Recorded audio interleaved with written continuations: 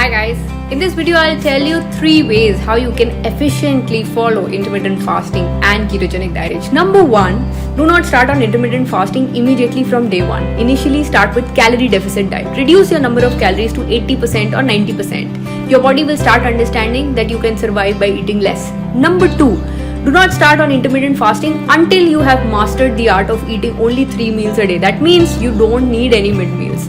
When your hunger subsides during the time when you're not eating, that means your body understands that it can survive on a secondary source of energy, which is fat. Number 3, the final thing that you have to note is when you combine both together, calorie deficit and 3 meals, and you're able to master that for at least minimum 3 weeks, that is the time when you can start introducing intermittent fasting, and introduce intermittent fasting only for 2 days in a week. And those 2 days will help you out sustain those habits forever. Guys, don't forget to hit like on this video and subscribe to my YouTube channel and hit that bell icon.